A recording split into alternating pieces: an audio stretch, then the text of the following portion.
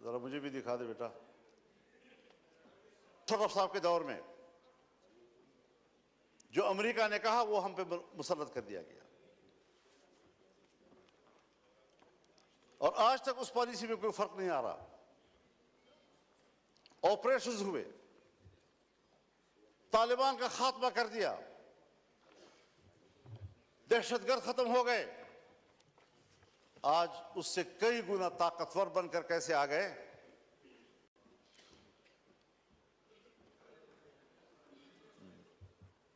बिल्कुल ठीक है जी।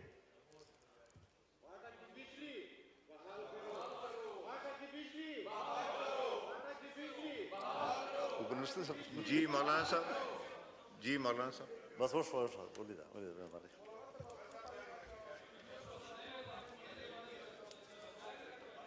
तो जनाब स्पीकर, आफरीदी साहब मैसेज आ गया, आपको पॉइंट ऑफ ऑर्डर में दूंगा, आप तशरीफ रखें।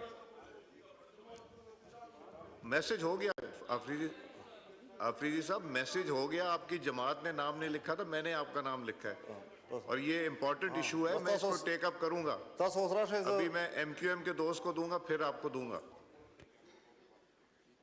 जी मौलाना साहब। हाँ तरह करना।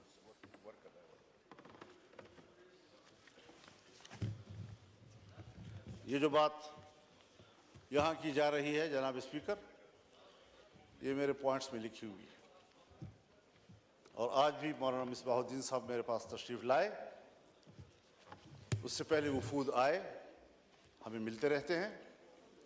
यकीन जानिए उनकी ज़िंदगी जानवरों से भी बदतर गुजर रही है। न ज़िंदगी महफूज है, न उनको रोज़गार मिल रहा है, बिजली भी नहीं है।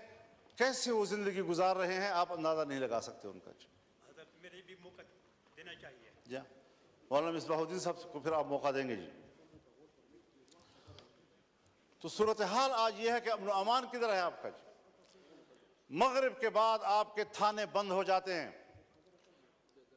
मगरिब के बाद पुलिस चौकियां बंद हो जाती हैं, आपकी सारी पुलिस महफूज पनागाहों में चली जाती है, और मुसल्लह ग्रुप जो है वो कंट्रोल ले लेते हैं पूरे इलाके का। क्या इस पर कभी गौर हुआ है? बस इलेक्शन है, बस अपनी मर्जी का ऐवान बनाना है, अपनी मर्जी की असेंबली बनानी है। किस लिए अपनी मर्जी की बनाते हो? वोट तो उलमाए किराम फरमाते हैं शहादत है, कोई कहते हैं अमानत है, कोई कहते हैं बैअत है। तो यहां तो ना शहादत है, ना अमानत है, ना बैअत है। बैअत मेरे नाम पर करते हैं, बक्सा खुलता है तो किसी और के नाम पर बैअत निकलाते हैं। अमानत आपके हवाले करते हैं, बक्सा खुलता है तो उसमें अमानत नाम की कोई चीज नहीं, खयानत ही खयानत होता है। शहादत में सदाकत होती है, जब बक्सा खुलता है तो सदाकत का नाम निशान नहीं होता, शहादत मरी पड़ी होती है। इस सारी सूरत हाल में हमें जरा बताएं कहां हम खड़े हैं। बाजवा साहब फरमाया करते थे कि हमने बाढ़ लगा दिया है और अब कोई अफगानिस्तान न जा सकेगा न आ सकेगा। वो बाढ़ किधर है? उस बाढ़ पर जो अरबों रुपए खर्च हुए वो किधर हैं? कोई पूछ सकता है उनसे? और 30-40 हजार नौजवान यहां से कैसे गए उधर? 20 साल वहां लड़े, बाढ़ भी लग गया था, फिर वो उससे बढ़कर ताकतवर बनकर कैसे वापस आए? अफगानिस्तान से आप जरूर गिला करें कि हमने जिनको पकड़ा है, जिनको मारा है, उसमें अफगानी नेशनल भी हैं। बिल्कुल गिला करें आप उनसे कि उनकी सरजमीन से कैसे लोग इधर आए। उनसे कोताही हुई कि उन्होंने अपने सरहद पर उनको कंट्रोल नहीं किया, लेकिन आप भी तो सरहद पर बैठे हैं, आप क्यों नहीं रोक सके उनको? कैसे मुझ तक रसाई की और मुझ पर हमला कर दिया? कैसे आए और बाजौड़ में मैंने 80 लोगों की लाशें उठाई एक ही जलसे में? ये तल्ख वाकयात कोई हमें समझाए तो सही क्या सियासत हो रही है। मेरे ख्याल में उसूल एक ही है, वही उसूल जो अमेरिका ने अपनाया है कि इस्लामी दुनिया में और कमजोर दुनिया में दहशतगर्दी और अस्करियत पैदा करो, और जहां पर कोई ऐसी अस्करियत पैदा होगी वहां पर अमेरिका को अपनी फौजें ले जाने का जवाब हासिल होगा। दहशतगर्दी उसकी जरूरत है। इस्लामी दुनिया पर अपनी गिरफ्त मजबूत करना, इस्लामी दुनिया में फौजें उतारना। आज तमाम अरब ममालिक के अंदर अमेरिकी फौजें मौजूद हैं,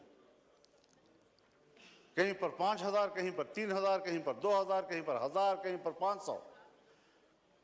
कोई भी मुल्क ऐसा नहीं है अरब दुनिया का कि जिसके अंदर उनके फौज मौजूद ना हो, जिनके समंदर में उनके बेड़े मौजूद ना हो।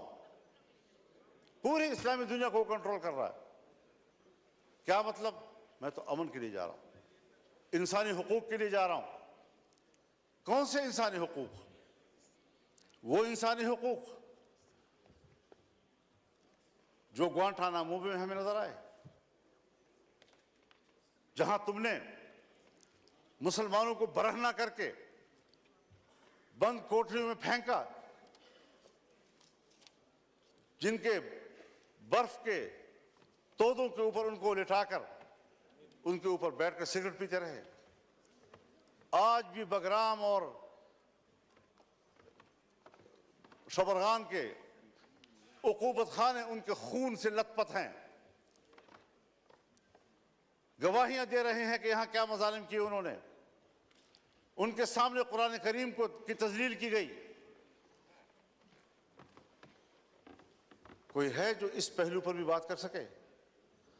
बस ये दहशतगर्द, ये दहशतगर्द, ये दहशतगर्द, और उसके मुकाबले में उससे बढ़कर दहशतगर्दी हो रही है और कोई उनको रोकने वाला नहीं है, ना उसको कोई बात करने वाला है।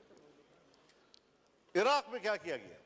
अबू गरैब जेल में क्या जिंदा इंसानों पर नंगा करके उन पर कुत्ते नहीं छोड़े गए और कुत्तों से उनके जिस्म को नहीं नोचा गया?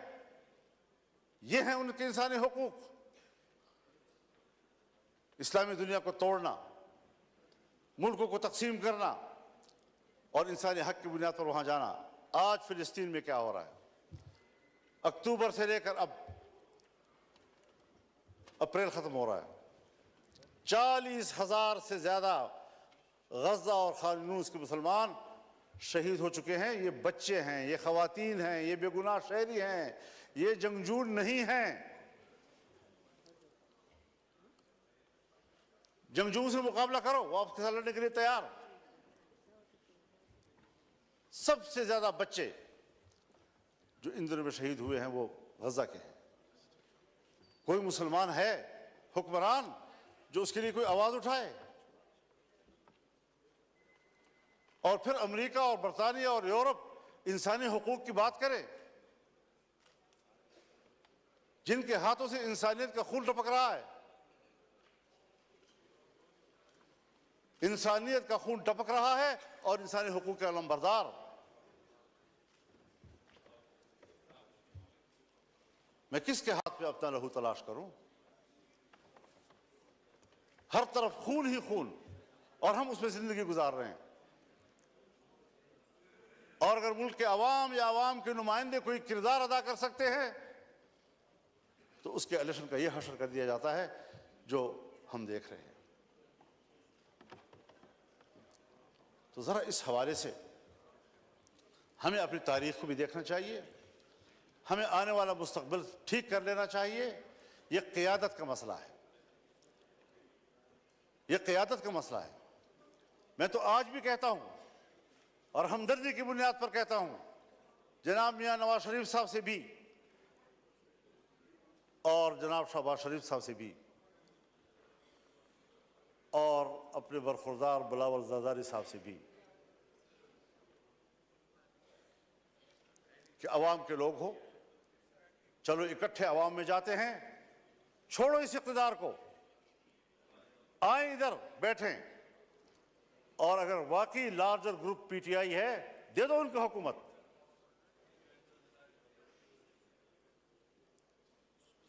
लेकिन शायद मेरी बात जरा अहमकों वाली से लग रही होगी आप लोगों को। ये क्या कह रहा है, कहाँ से बोल रहा है। आज भी वक्त है समझने की, लेकिन हम समझने के लिए तैयार नहीं हैं। हम नौकरी करने के लिए तैयार हैं।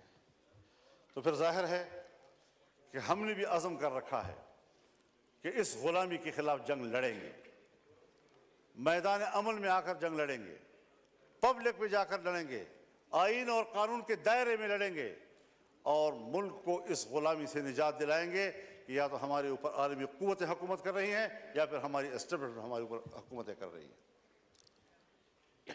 ये निज़ाम हमें कबूल नहीं है और हमारी पोजीशन इस हवाले से बिल्कुल वाज़ेह है। इसलिए हमारा पैगाम हर सतह पर चला जाना चाहिए।